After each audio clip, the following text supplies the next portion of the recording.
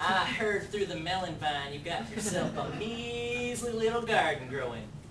Just came by so I could laugh at it. Yeah, I got myself a garden. You remember when I said I wouldn't have a cantaloupe of my very own? Look what I have. Cantaloupe?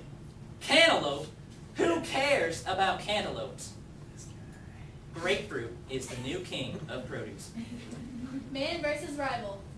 My grapefruit is far superior to your cantaloupe. It is not. Look, kid. This grapefruit is rounder, smoother, filled with more vitamins. It's, what'd you say? Rounder? Right. Firmer, and even faster. Faster? It's not. What do you mean faster? You're crazy. You don't believe me?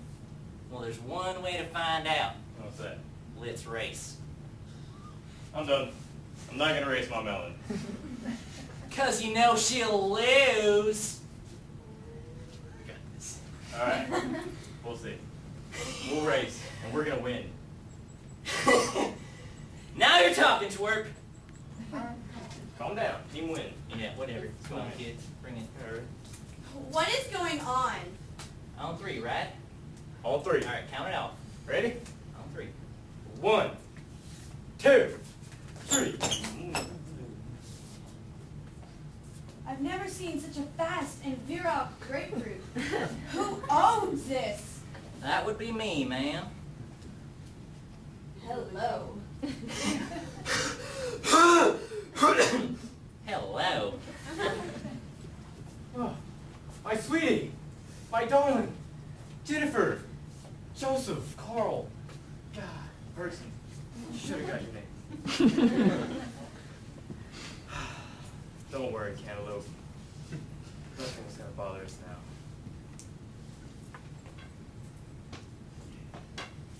Young man, don't touch that abomination. But why? Because it is cursed. Man versus the supernatural. Cursed? What do you mean cursed?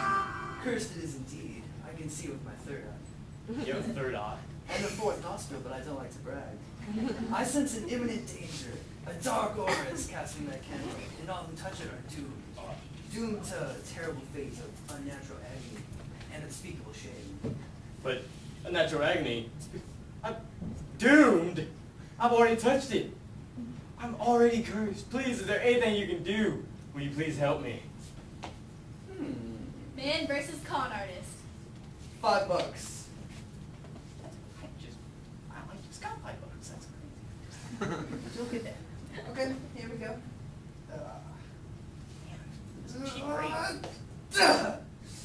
And there you go, the curse is reversed. Totally feels the same. Reversed. What do you mean reversed?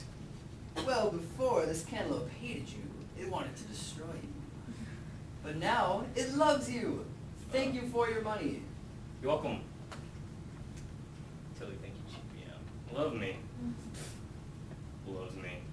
This cantaloupe can't possibly love me. It's just an inanimate object. This does not possess feelings. It cannot love me back. Or can it? Man versus self. Yet again. No. I'm not falling in love with my cantaloupe. I might be lonely and pathetic, but I am not insane. I'm not falling in love with my... I'm not falling in love with my cantaloupe. I'm not. Okay. Tell me when it's over. Junior! What are you doing? Oh, no, she kissed me. What's going on? Is he doing what I think he's doing? For shame! Do we want this kind of foul libertine defiling our community? No. No! Yes. No. No. Yes. Oh, no. Fine.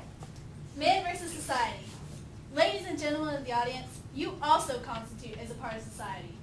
As you can see, the protagonist is on stage, getting to know his cantaloupe in the biblical sense. This is something that should shock and mortify those of you with decent moral sensibilities. So, as a society, We must fight this abnormality. So if you will, everybody, raise your hand. All of you. Everybody. Yeah. Point your finger at the protagonist. Yeah. Now prepare to self-righteously waggle your finger at him as we all chant, "Shame on you!" No. Shame on you! Shame on you! Shame on you! Society condemns you and your lusty cantaloupe. You're right about one thing. She is lusty. But who are you to stand in our way? Who are you to say that we cannot be in love? We're both consenting things, man and melon. If we don't bother other fruits or people, who are you to stand in our way? If we want to join each other in holy matrimony, who are you to stop us? Who dares stand in our way? I do! Man versus the gods! All hail Zeus!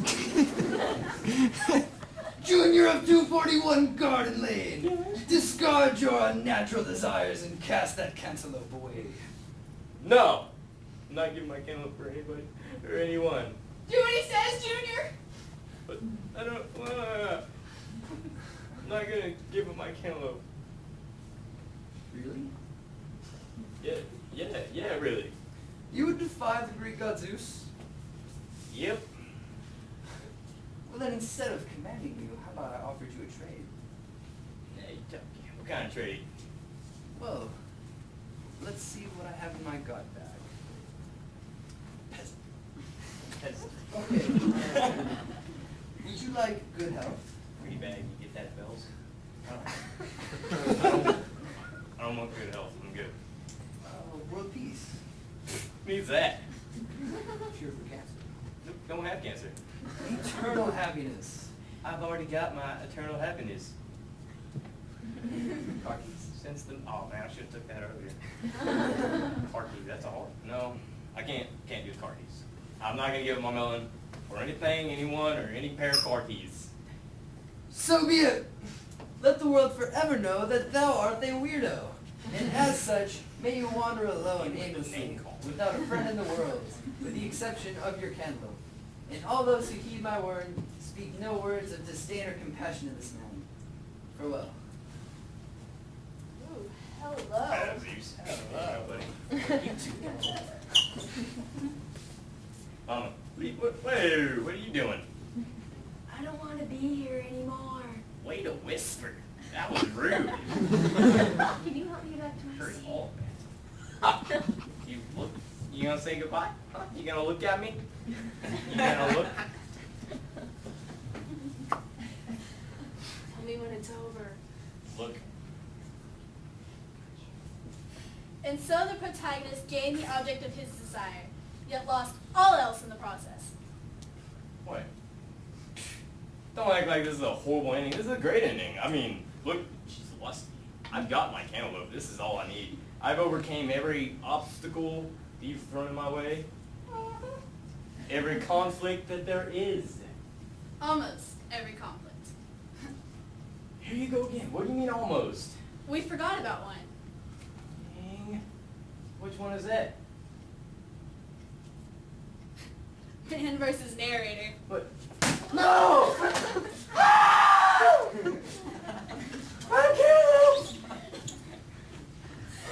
Why? Why? Did you do this? And She was so my one love. the conflict was obliterated, and it has evaporated, and the resolution can begin. The protagonist can see more clearly, and he experiences an epiphany.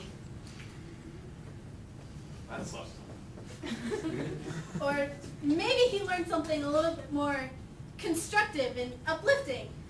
Maybe there's more to life than just a cantaloupe. Or maybe he was too consumed by tragedy. But then I loved her. I loved my melon.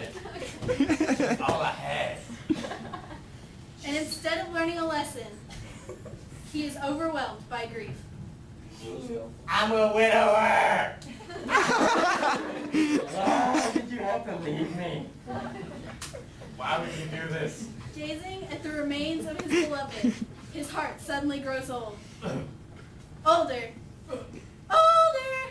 And he dies of a broken heart.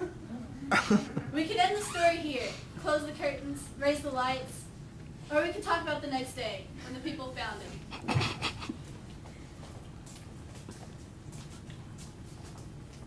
Though the townsfolk never understood the protagonist, they knew how he would want to be laid to rest.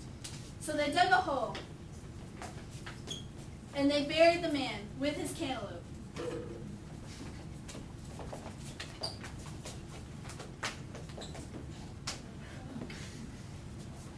In the grave, the body of the man and the fruit of the seed mingled. The next spring, the roots started to grow, and out came a cantaloupe tree. But cantaloupes don't grow on trees. That's what makes it such a beautiful ending. The end.